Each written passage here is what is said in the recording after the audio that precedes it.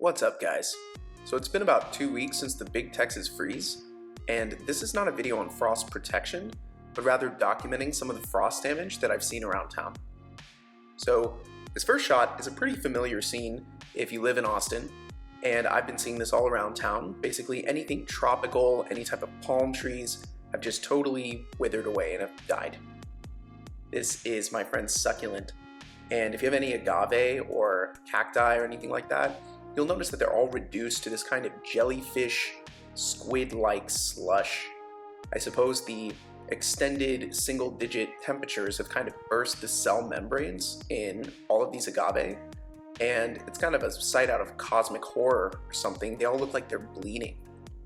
They're covered in this brown sludge, and it just looks really shocking.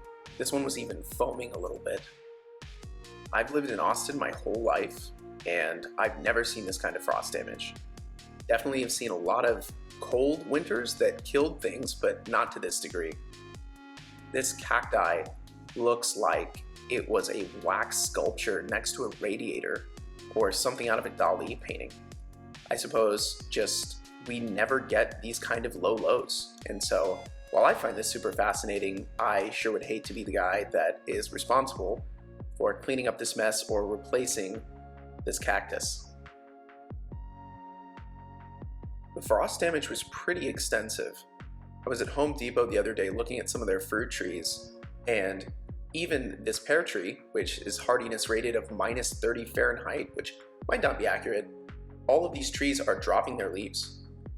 The apple trees similarly were impacted, and I wrapped my apple tree with bubble wrap and burlap, and I'll get more into that in a frost protection video that I'm going to make here in about 2 weeks, but it dropped all its leaves as well and kind of dried up like these apple trees here when I first took the bubble wrap and burlap off.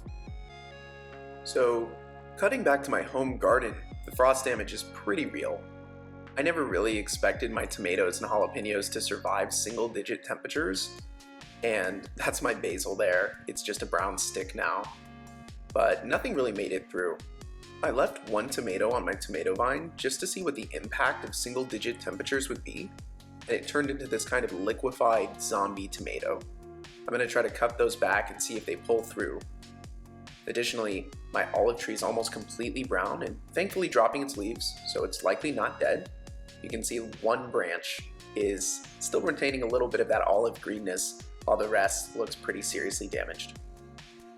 So, as depressing as some of this video might be, not all is lost. I removed the covering from my backyard garden bed, which was caked in a pretty significant amount of freezing rain, snow, melted and refrozen snow, and so a lot of weight on my vegetable garden. And thankfully, my cabbages and cauliflower and celery all look great. It looks like they pulled through pretty well.